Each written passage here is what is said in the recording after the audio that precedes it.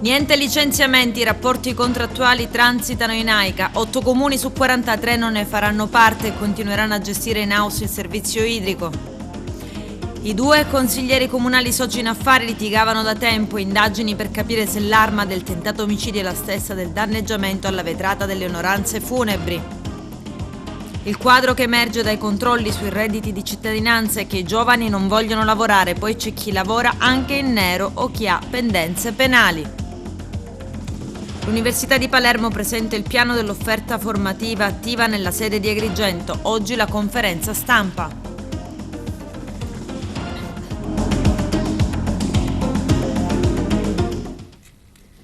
Bentrovati gentili telespettatori al nostro appuntamento con l'informazione. In apertura parliamo del servizio idrico, scampati i licenziamenti, AICA si prepara a partire. L'accordo per quanto riguarda i contratti prevede la continuità dei rapporti attualmente esistenti alle medesime condizioni. Dal 2 agosto l'AICA diventerà il datore di lavoro. Il servizio del nostro direttore Arturo Cantella. Continuano gli incontri tra i sindacati in rappresentanza dei lavoratori delle 2 società, Girgenti Acque e Hydrotechnic, con i vertici dell'AICA, la nuova azienda consortile che provvederà a gestire la distribuzione idrica. Le rassicurazioni da parte del Presidente che i lavoratori verranno assorbiti, ognuno nelle sue mansioni, coadiuvate anche dalle dichiarazioni del segretario provinciale della UIL, Gero Acquisto. Siamo riusciti finalmente a definire un accordo con la curatela fallimentare, quindi domani dovremmo firmare questo contratto di affitto e quindi il 2 di agosto AICA finalmente dovrebbe partire. Chiaramente ci sono tante difficoltà, però da parte di tutti c'è stata la consapevolezza che queste difficoltà dovevano essere superate. Per quanto riguarda i lavoratori, naturalmente tutti i lavoratori proseguiranno questo rapporto di lavoro in questo momento alle medesime condizioni che caratterizzavano appunto il rapporto contrattuale precedente. Quindi il 2, la cosa più importante da comunicare ai cittadini è che il servizio idrico continua e che AICA parte. Naturalmente chiediamo tanta collaborazione e tanta pazienza a tutti, chiediamo a tutti i cittadini di credere in questo nuovo organismo, perché i primi tempi naturalmente saranno complessi, saranno difficili e quindi vi è la necessità tutti insieme di appunto lavorare tutti insieme a risolvere tutte queste problematiche tutti insieme, tutti i sindaci, tutti i cittadini, tutti i lavoratori, perché è un momento delicato, difficilissimo, è una grande scommessa per noi e quindi speriamo di vincerla. Fino a poco fa ero a piede di guerra, penso che da questa sera un poco più sereni dovrebbero andare a dormire. Abbiamo chiuso l'accordo con AICA, presente il vicepresidente dell'ATI e il presidente del consiglio di amministrazione dell'ATI di AICA. Abbiamo definito il passaggio dei lavoratori e ci hanno rappresentato che ancora sussistono dei problemi rispetto ai rapporti con la curatela fallimentare, rispetto all'affitto di azienda. Però per quanto riguarda i lavoratori non dovrebbe esserci problemi. Da lunedì tutti i lavoratori continuano a lavorare, a prestare servizio e a garantire l'acqua agli agrigentini e quindi in tutta la provincia. Quello che i lavoratori continueranno senza continuità di servizio, avranno un rapporto di lavoro a tempo indeterminato e abbiamo creato anche le condizioni affinché questi lavoratori all'interno del proprio posto di lavoro non abbiano più a subire discriminazione, a parità di servizio o parità di contratto. Non sono 330, sono realmente 322. Diciamo che abbiamo avuto fino ad ora con molta chiarezza garanzie su quelle che hanno un contratto a tempo indeterminato. Abbiamo ancora un grande dubbio ci sono quasi una ventina di lavoratori Cococò e questi sono lavoratori che conoscono il territorio e che hanno prestato ormai da 5-6 anni servizio presso il servizio idrico integrato e credo che sia dovere nostro, ma anche dovere di AICA tutelare a 360 gradi perché sono dei padri di famiglia, molti di loro sono monoreddito e credo che proprio per la loro professionalità e per il contributo che hanno apportato debbono essere assolutamente tutelati come tutti gli altri lavoratori. È stata risolta la controversa questione se consentire agli 8 comuni agrigentini su 43 che hanno espressamente richiesto di mantenere la gestione diretta del servizio idrico, non aderendo quindi alla gestione comunale consorziata all'interno della neocostituita AICA, l'Associazione Idrica dei Comuni Agrigentini. Il commissario regionale ad acta Maria Di Francesco ha riconosciuto il diritto alla gestione diretta del servizio idrico agli 8 comuni che, in base a quanto disposto dall'articolo 147 della legge Galli, l'articolo prevede il possesso dei seguenti requisiti: approvvigionamento da fonti pregiate, presenza di sorgenti ricadenti in parchi naturali o aree protette ed uso efficiente delle risorse idriche tra contatori e depuratori funzionanti. Gli 8 comuni interessati sono Alessandria della Rocca, Bivona, Burgio, Cammarata, Cianciana, Menfi, Margherita Belice e Santo Stefano Quisquina. In retroscena dell'agguato a Licata, protagonisti 2 consiglieri comunali soci in affari. I carabinieri stanno cercando di accertare se la pistola utilizzata per il tentato omicidio sia la stessa che è stata usata per il danneggiamento della vetrata delle onoranze funebri. Vediamo. Problemi di natura economica e spartizione delle quote societarie della ditta di onoranze funebri che fino a poco tempo fa gestivano insieme. Una diatriba finita male anche in tribunale e che l'altro ieri ha registrato l'ultimo drammatico sussulto. Sarebbe questo il movente alla base dei 4 colpi di pistola sparati da distanza ravvicinata dal consigliere comunale Gaetano Aronica all'indirizzo dell'ex socio, l'imprenditore Giuseppe Pino Caico. Entrambi molto conosciuti in città, imprenditori affermati e attivi nella vita politica del popoloso centro dell'Agrigentino. L'indagato è ancora oggi consigliere in carica, eletto nell'ultima tornata elettorale del 2018 con oltre 370 preferenze. Anche la vittima ha un passato da consigliere comunale, eletto nel 2013. Da 1 anno e mezzo sarebbero però sul piede di guerra per la spartizione delle quote societarie. L'altro ieri, dopo la seduta del consiglio comunale a cui Aronica ha partecipato, la goccia che ha fatto traboccare il vaso, l'ennesimo litigio con toni aspri. Aronica, come immortalato dalle telecamere, si presenta sotto casa di Caico, ancora a bordo della sua Fiat Panda, ed estrae una calibro 22 detenuta illegalmente, sparando 4 colpi di arma da fuoco, di cui soltanto uno colpisce il rivale ad un braccio. Poi la fuga e la chiamata al legale di fiducia, ed è proprio l'avvocato a convincere Aronica a non fare ulteriori sciocchezze e presentarsi dai carabinieri, cosa che avviene con tanto di confessione e indicazione del luogo dove è nascosta l'arma detenuta illegalmente e con matricola a brasa.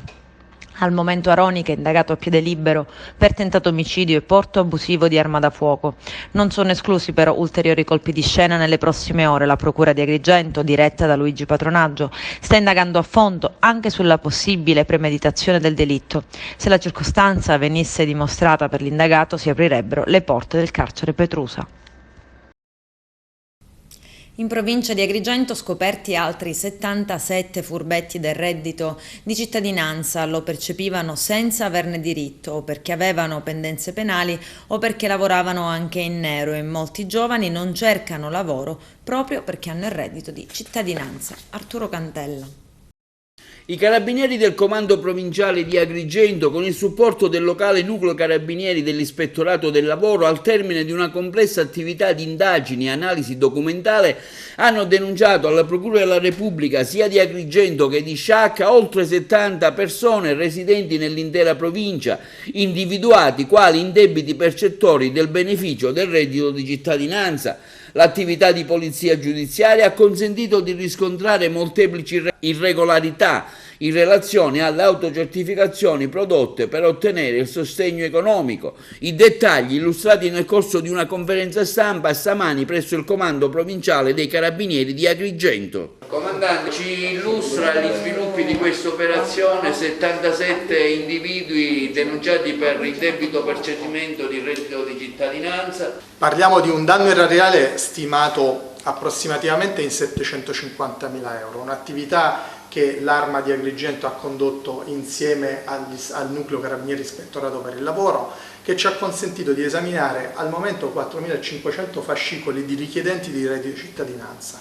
Sono 77 per adesso i denunciati, di cui 22 stranieri, i quali sono stati hanno dichiarato il falso principalmente in relazione a dei provvedimenti restrittivi, quindi al fatto di essere stati arrestati o denunciati, ma anche a aver attestato una falsa residenza o una falsa disoccupazione. Diciamo che il reddito di cittadinanza in questa provincia sta colpendo tantissimo quello che è il mondo dell'imprenditoria, un'imprenditoria principalmente rivolta alla ristorazione ma anche al settore agrario, che sta cercando di ripartire nella fase di chiusura del Covid, ma che non trova collaborazione dal punto di vista dei giovani. Cioè, quello che voglio dire è che è molto difficile trovare dei ragazzi disposti ad essere assunti, in quanto sono in tantissimi che preferiscono rimanere a casa e continuare a percepire il reddito di cittadinanza. Tra questi furbetti del reddito di cittadinanza c'è anche gente con la vena penale non proprio pulita. Ecco, quello che sorprende è che ci sono tantissimi soggetti condannati per mafia, che hanno presentato domanda di reddito di cittadinanza. Quanto è importante per l'ispettorato del lavoro e come lavorate qui in provincia di Agrigento? Allora, intanto noi lavoriamo sia unitamente agli ispettori del lavoro, sia congiuntamente con l'Arma Territoriale, perché l'Arma Territoriale fa base dappertutto in tutti i comuni, quindi ci appoggiamo a loro soprattutto per conoscere che tipo di attività le aziende che sono, quindi le verifiche le facciamo a 360 gradi in tutti i settori, sia che siano edilizia, stabilimenti balneari, agricoltura, ed è proprio in questo settore dell'agricoltura che i nostri controlli si basano soprattutto e dove si trovano la maggior parte dei percettori dei redditi di cittadinanza, perché è difficile controllarli in aperta campagna. Non ricordo il nome e cognome. Luogotenente Ignazio Montalbano. Grazie. L'Università degli Studi di Palermo presenta il piano dell'offerta formativa attiva nella sede di Agrigento per l'anno accademico 2021-2022. I dettagli nel servizio. Presentati stamani nel corso di una conferenza stampa svoltasi presso i locali del Polo Territoriale di Agrigento, Università di Palermo, in collaborazione con il Consorzio Universitario Empedocle di Agrigento, i nuovi corsi di laurea che si svolgeranno durante l'anno accademico 2021-2022. In dettaglio quelle ad accesso libero come architettura e progetto nel costruito e scienze dell'educazione, mentre quelli ad accesso programmato locale sono economia e amministrazione aziendale. Posti disponibili 150, lingue e letterature, studi interculturali, posti disponibili 98, scienze delle attività motorie e sportive, posti disponibili 100, quindi quelli di servizio sociale, posti disponibili 57, quindi corsi di laurea magistrale a ciclo unico della durata di 5 anni, ad accesso programmato nazionale, scienza della formazione primaria, posti disponibili 95. Oggi presentiamo due nuovi corsi di laurea, in sintesi diciamo un corso triennale in scienze dell'educazione motoria e un corso quinquennale a ciclo unico in scienza della formazione primaria, quindi un corso già abilitante a programmazione nazionale molto ambito, che sappiamo risponde esattamente a quelle che sono le esigenze di questo territorio e quindi al futuro professionale dei ragazzi di Agrigento. Oggi ricorre il primo anniversario dell'insediamento della nuova governance del Consorzio Universitario Empedocle di Agrigento. Festeggiamo questo evento, questo anniversario, in una occasione particolarmente lieta e favorevole, cioè l'annuncio della nuova proposta formativa dell'Università degli Studi di Palermo ad Agrigento presso il Consorzio. Devo essere prima di ogni cosa grato all'Università degli Studi per il livello di collaborazione elevatissima, qualificatissima e di elevata disponibilità che ha fornito al Consorzio. Questo ci ha permesso di poter ampliare l'offerta formativa con due nuovi importanti corsi di laurea, quello in scienza della formazione primaria e quello in scienze motorie, ma più ancora ci ha permesso di poter dare seguito a quello che è stato il nostro impegno principale, quello della terza missione, cioè di essere vicini al territorio con delle proposte che non siano soltanto di carattere culturale, ma anche economico e sociale. Io sono convinto che quello che abbiamo fatto nell'arco di questo anno in collaborazione con l'Università, ma principalmente quello che si potrà fare con i nuovi corsi di laurea potrà incidere con nuove opportunità di lavoro per i giovani della provincia di Agrigento e non solo la provincia di Agrigento, perché siamo aperti a qualsiasi possibilità di collaborazione con altri enti, con altre province, e mi auguro che questo trend positivo che abbiamo registrato possa continuare nel tempo. Da quest'anno avremo 100 iscritti anche qui ad Agrigento. Il 17 settembre ci sarà il test che è a livello nazionale, la prova si svolgerà a Palermo. Ci sarà una graduatoria per l'Università di Palermo e Agrigento comune, ma si richiederà al momento dell'iscrizione al test agli futuri studenti, futuri iscritti, di scegliere la sede, se preferiranno iscriversi a Palermo o ad Agrigento. Il corso di studio è un corso di studio magistrale a ciclo unico e abilitante. Il 98% degli studenti a un mese dalla laurea già lavorano con incarico annuale di insegnamento. Per questo è una laurea molto richiesta e molto importante. Oggi celebriamo una giornata in cui si esplicita una rinascita, una rifondazione quasi del polo universitario di Agrigento, e oltre ai consueti corsi di studio che sono stati ampiamente premiati dagli studenti agrigentini, se ne aggiungono altri, ma per quanto mi riguarda questo ventaglio abbastanza ampio contiene il corso di laurea in architettura, che è stato rimodulato, come ormai abbiamo cercato di spiegare alla città e al territorio, con un corso di laurea triennale molto interessante e spendibile a livello internazionale, che si chiama Architettura e progetto nel costruito. Questo corso di studi consente l'accesso libero, non è necessario fare il test e il concorso per l'accesso. Piano scuola nella bozza, fondamentali i vaccini, speranze, il 30% tra i 12 e i 19 anni ha ricevuto la prima dose. Nel documento messo a punto dal Ministero dell'Istruzione anche la sfida di tornare in presenza. Il Ministro della Salute annuncia iniziative forti per ripartenza in sicurezza. Il servizio di Lello Casesa.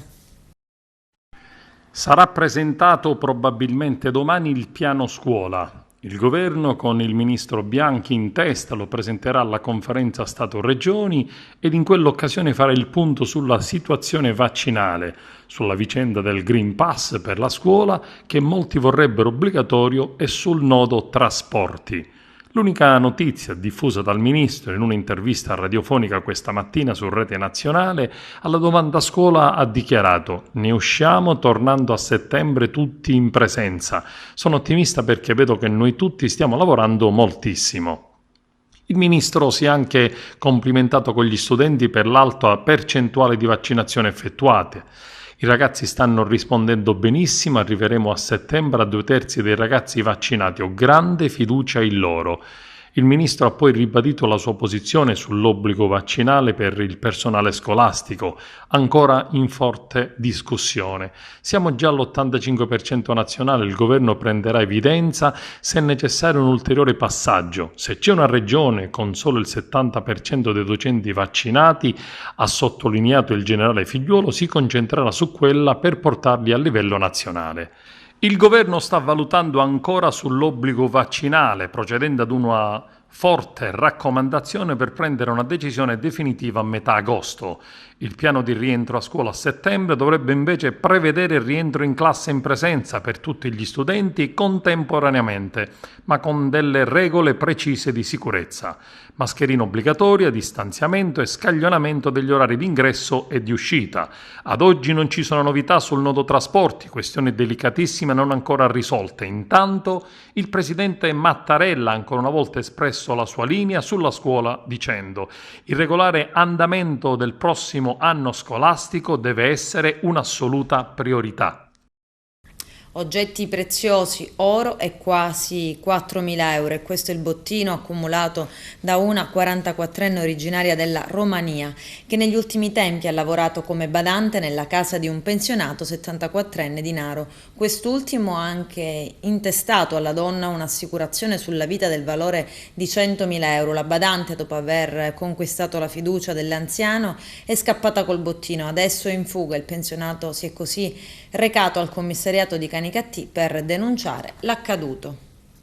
Presentato un comitato per la costruzione di un monumento agli invalidi ad Agrigento. Arturo Cantella.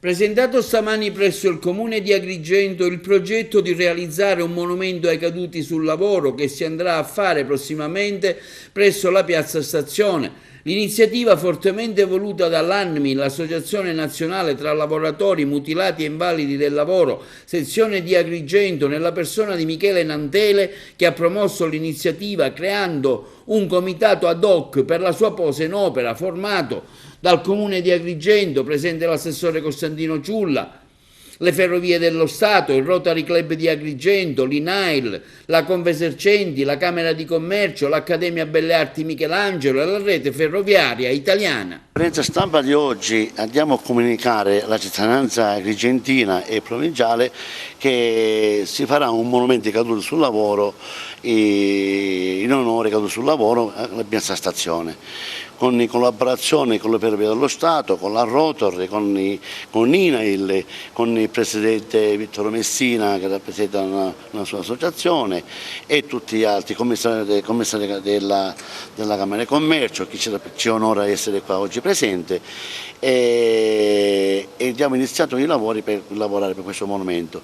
Noi abbiamo costituito un comitato promotore, abbiamo un conto corrente che tutti possono attingere a questo conto e dare un contributo per il monumento e spero di realizzarlo in breve possibile, perché è una presenza molto rappresentativa che ci tengo tanto a questo monumento e dal primo giorno mi sono insegnato come presidente che è un pallino sulla mia testa di questa bellissima realtà che tutto sommato ad Agrigento non c'è, manca. Io giro delle paesine, c'è sempre un piccolo monumento e dico perché ad Agrigento non ci deve essere questo monumento.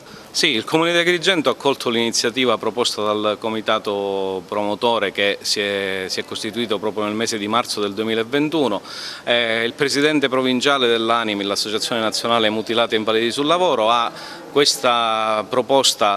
questa proposta al Comune di Agrigento, al Rotary, alle Ferrovie dello Stato, alla Confesercenti, alla Camera di Commercio, quindi costituitosi questo comitato oggi sta andando avanti e sta lavorando affinché venga realizzato un monumento dei caduti sul lavoro. Il Comune, nella persona del Sindaco che ha delegato il sottoscritto in questo caso a prendere parte a questo comitato, sta dando tutto il supporto tecnico e necessario affinché questo progetto possa essere portato a compimento. Ma l'Animil ci ha in questo spronato e noi abbiamo raccolto una provocazione importante perché il monumento, oltre a ricordare i caduti sul lavoro, possa servire anche come monito per il futuro, affinché si possa con attenzione guardare a questo mondo, il mondo del lavoro in particolare, perché ancora oggi nel 2021 si continua a morire e questo non è un fatto estremamente che ci fa riflettere fortemente, e quindi che questo monumento sia un'onorificenza per chi è caduto, ma un monito per chi passa da quella zona e possa vedere questo monumento, possa servire anche per aumentare la sicurezza nei luoghi di lavoro, possa servire per dare la possibilità a chi in questo momento va a guadagnarsi il pane di non perdere la vita. È una nobile iniziativa che il Rotary Club di Agrigento persegue da oltre 12 mesi. Agrigento è l'unico capoluogo di provincia a non avere ancora un monumento in onore degli vittime infortuni sul lavoro, ed è un tabù che dobbiamo sfatare. Ma il presidente provinciale dell'AML, Michele Nantele, ha proposto alla rete ferroviaria italiana di realizzare un monumento in memoria dei caduti sul lavoro nel baricentro della città, ossia nel piazzale esterno della stazione di Agrigento Centrale, poiché il piazzale della stazione di Agrigento Centrale è di proprietà di Rete Ferroviaria Italiana ha accolto ed è lieta ad accogliere questa proposta e ha dato già subito un parere favorevole all'iniziativa e speriamo di accogliere questo monumento nel più breve tempo possibile. Il Rotary ha voluto partecipare a questo comitato non solo con un contributo economico ma anche offrendo le proprie professionalità ed è per questo che già abbiamo noi realizzato il progetto preliminare che è stato recepito dal Comune di Agrigento e grazie a questo le Ferrovie dello Stato, che sono i proprietari dell'area, hanno concesso appunto la superficie dove realizzare l'edificio. Per la progettazione abbiamo pensato di coinvolgere sia il mondo accademico che anche la città. E come? Attraverso l'Accademia Belle Arti Michelangelo gli studenti realizzeranno delle idee di progetto. Queste idee di progetto poi saranno valutate da una commissione qualificata e la migliore soluzione sarà poi la soluzione che sarà realizzata previo la realizzazione di un progetto esecutivo. Estate a Realmonte la conferenza stampa del sindaco Sabrina Lattuca. Arturo Cantella. Un programma ricco di eventi, variegato, rivolto a tutte le fasce della popolazione. Il comune di Realmonte organizza Costa Bianca Escate Strada dei Turchi 2021, nonostante la pandemia, insomma si va avanti, sindaco, un segnale positivo. Sì, nonostante la pandemia, dove io ho già detto alla popolazione di usare la massima responsabilità per fronteggiare e contenere la diffusione da coronavirus, si va avanti e si va avanti con una programmazione importante.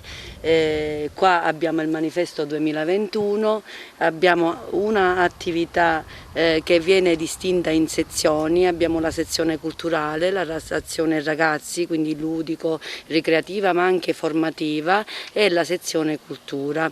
La sezione cultura è rappresentata da una rassegna letteraria, un primo evento già è stato fatto, ne seguiranno altri molto importanti con delle tematiche impegnative ma che sicuramente sono in linea con quello che vuole fare questa amministrazione, ossia crescere attraverso la bellezza e attraverso il rispetto rigoroso delle regole e quindi in linea con quello che vuole essere un modello che sia monito per le future generazioni.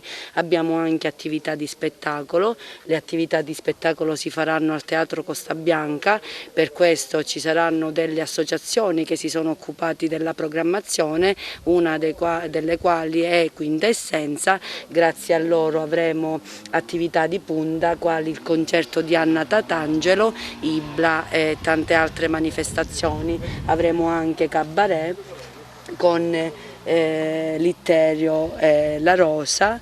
Abbiamo anche delle attività che riguardano la cultura, i libri, lo abbiamo già detto, il Respindi, ecco, cabaret, Anna Tatangelo l'ho detto prima, e tanti altri appuntamenti che fanno sì che questo territorio cresca attraverso la sua valorizzazione, quindi sempre in prima linea sarà l'ambiente che ci circonda, le bellezze naturalistiche, ma che non sono un mero contenitore, perché all'interno ci sono i contenuti e quindi ci sono le persone.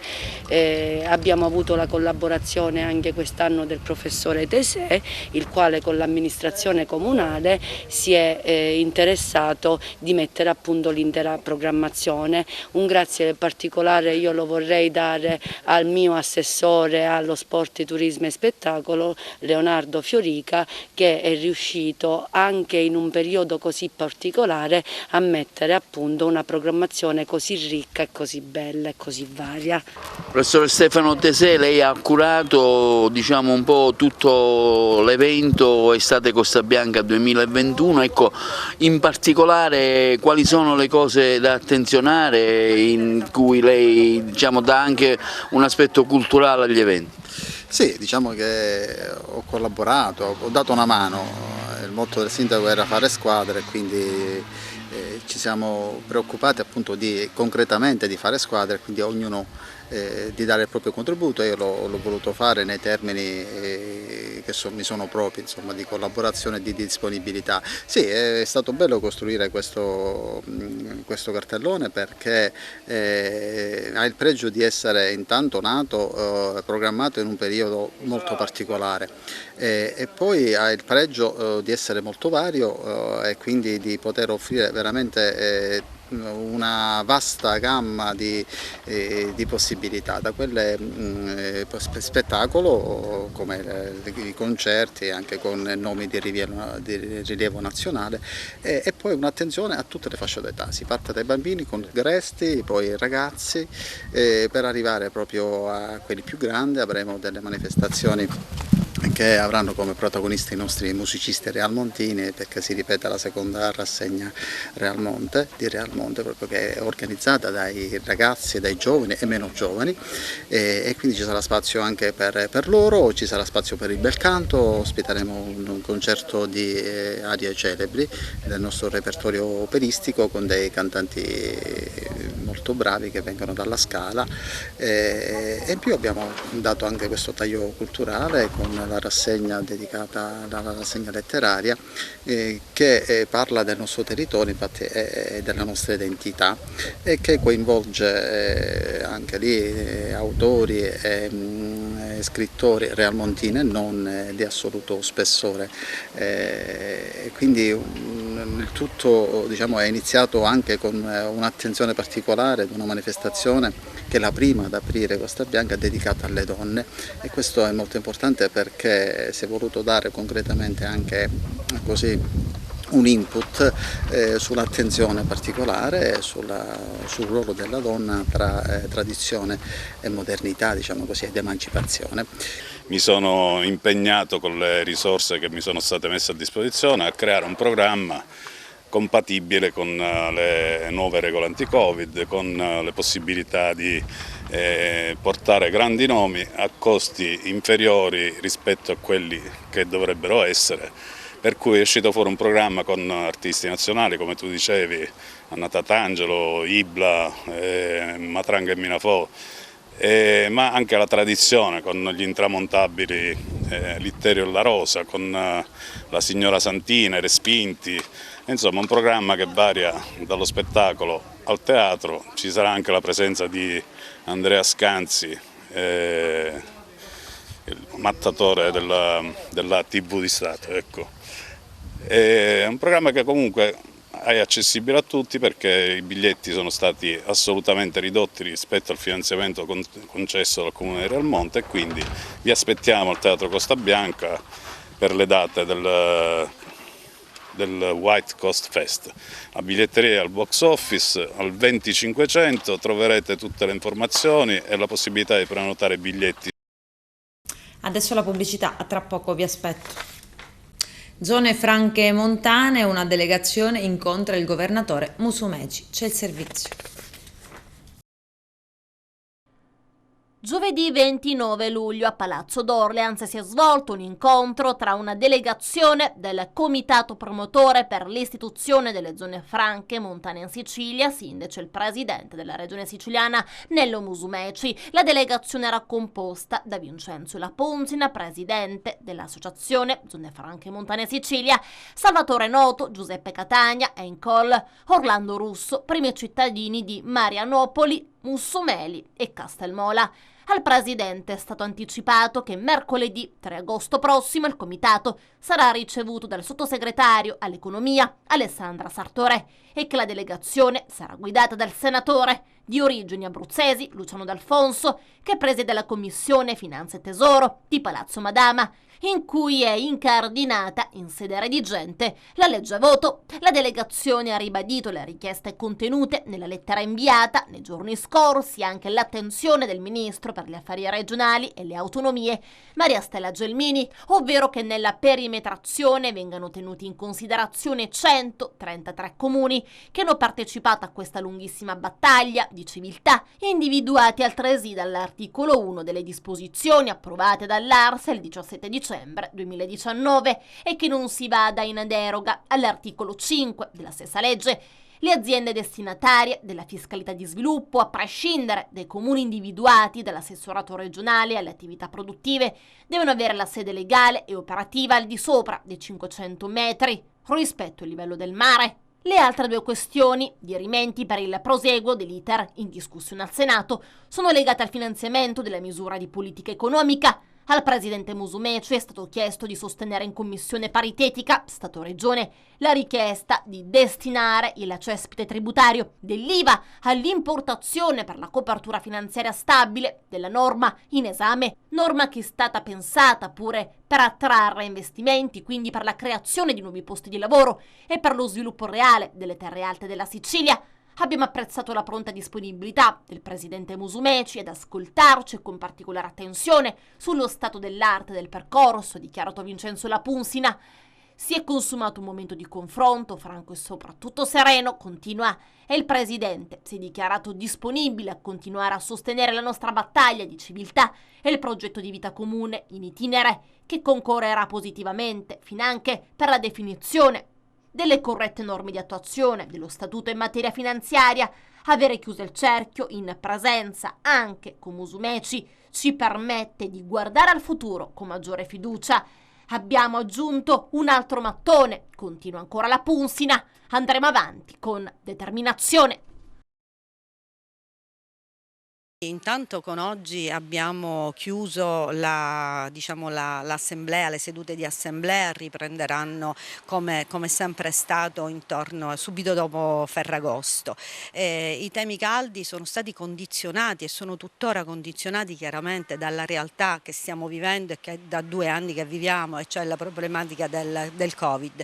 Quindi occhi puntati chiaramente sulla sanità e su queste, sulla vaccinazione, su questa necessità del Green Pass per la possibilità perché come tutti sappiamo a livello governativo è stato deciso che bisogna avere il Green Pass per accedere ad alcuni luoghi chiusi, e quindi delle difficoltà ci sono anche in questo senso, perché molto spesso registriamo la difficoltà per l'utente di scaricarsi questo Green Pass. Quindi sono tutte questioni che non devono essere prese sotto gamba, ma bisogna attenzionarle davvero tanto. Io mi auguro al rientro di non trovare la situazione, quindi parlo evidentemente dopo l'estate, dopo la pausa estiva, di non ritrovarci nella condizione dell'anno scorso, cioè di dover affrontare ancora questa problematica del Covid, anche se dobbiamo essere pronti, devo dire, perché dovremmo lavorare su altro. Ci sono delle riforme assolutamente necessarie che so che arriveranno in aula a breve. Mi riferisco alla riforma sui rifiuti, per esempio. C'è una riforma sulle acque che dobbiamo assolutamente andare ad analizzare e a votare al più presto, perché sono delle necessità per la nostra regione di non poco conto. Quindi ci saranno temi caldi da affrontare nel prossimo autunno, Covid a parte? Assolutamente sì, ripeto, primo fra tutti per me è la riforma sui rifiuti, perché questa veramente potrebbe, se realizzata nella giusta maniera, potrebbe dare non solo la soluzione alla problematica rifiuti, ma anche economicamente incidere sulle tasche dei cittadini e quindi dei comuni. Quindi ripeto, molto molto importante ed attesa da troppo tempo, da troppi anni. Si guarda all'Europa per la ripartenza, il tessuto economico siciliano è stato messo davvero in difficoltà da questo lungo periodo di pandemia. Come poter aiutare anche le imprese? Guardi, da questo punto di vista io sono molto, come dire, arrabbiata col governo nazionale, in quanto ritengo che il sud, il meridione e quindi la Sicilia siano ancora stati trattati davvero male, perché quando si dice che ci sono fondi per la ripartenza, e allora per il meridione ripartenza significa sicuramente infrastrutture, perché aiutare le nostre imprese, al di là di dare degli aiuti economici, in questo momento ne hanno bisogno, ma l'aiuto vero vero che noi dobbiamo dare è rappresentato dalle infrastrutture. Quindi io ritengo che ancora il governo nazionale non abbia compreso come deve ripartire l'Italia, perché se riparte il Sud riparte l'Italia intera. Noi stiamo avendo, in questo momento abbiamo un paese che è indebolito nei confronti del resto d'Europa proprio per questa, mancanza di infrastrutture che hanno impoverito il Sud. Se tu non pensi al tuo mercato interno, a rafforzare il mercato interno, non puoi competere con gli altri. Ebbene, io credo che solo Fratelli d'Italia, solo la mia Presidente Giorgia Meloni abbia compreso tutto ciò. Mi auguro di arrivare presto al governo per poter dare risposte al Meridione e alla Sicilia in questo senso. Premio Messina Cinema 2021 si svolgerà domenica prossima, 1 agosto, e quest'anno è dedicato alla memoria di Nino Manfredi nel centenario della nascita. C'è il servizio. Avrebbe dovuto veder luce lo scorso anno, nel 2020, ma per i motivi ovviamente che sappiamo abbiamo dovuto spostarla in questo anno, anche se il caso ha voluto che quest'anno, ricordiamo che è dedicata a Nino Manfredi, quindi alla sua memoria, ma quest'anno ricorre il suo centenario, il centenario della nascita, quindi dico il caso ha voluto anche questo, che vada a coincidere questa nostra edizione con questo suo centenario, quindi una soddisfazione maggiore, perché Nino Manfredi, oltre ad essere ovviamente un artista riconosciuto a livello internazionale, fu premiato nella prima edizione del 1955 a Messina al premio al Festival Internazionale del Cinema. Si inizia alle 19 perché inizieremo con l'inaugurazione di una mostra fotografica e pittorica proprio dedicata a Nino Manfredi, la mostra pittorica a cura dell'artista Concetta De Pasquale, per questo legame importante che Nino aveva con Messina, con Taormina e con la Sicilia in generale. Saranno presenti Roberta Manfredi e Alberto Simone, la figlia e il genero, e voglio ricordare Alberto Simone che è un messinese doc. Come è cambiato dal suo punto di vista l'approccio del pubblico rispetto al cinema dopo le chiusure e anche la possibilità di vedere un film in casa e dunque questo allontanamento rispetto alle sale cinematografiche? Hai detto bene, decisamente, purtroppo è cambiato l'approccio perché si va più verso le piattaforme. Ben vengano anche queste nuove realtà, perché comunque è anche un distribuire il film, però farlo vedere sotto un'altra forma, perché secondo me vedere un film a casa in TV o sul telefonino o sul tablet non è la stessa cosa che vederlo sul grande schermo, e soprattutto con tanti vicini di posto e condividere attraverso questo meraviglioso momento che è l'aggregazione e le varie emozioni che arrivano dallo schermo. Magari si è più chiusi, si è più soli a vedere un film in questo caso, e quindi se un'emozione non è condivisa con gli altri, anche sentire una fragorosa risata o un commento oppure un oh del pubblico cambia totalmente. Per noi che veniamo dalle sale cinematografiche, che ci siamo emozionati del nuovo Cinema Paradiso, rivedere delle cose pazzesche, quando ricordiamo la gente che fumava nei cinema, addirittura anche quello, per cui nonostante quel fumo, quella nebbia, abbiamo gustato dei capolavori. Speriamo che si possa tornare presto e che la gente possa cominciare a non aver paura di quanto è accaduto e abituare le nuove generazioni a questa meravigliosa realtà che è la sala cinematografica. Con questo è tutto, termina qui l'edizione del telegiornale. Grazie per la gentile attenzione e per essere stati con noi. A presto.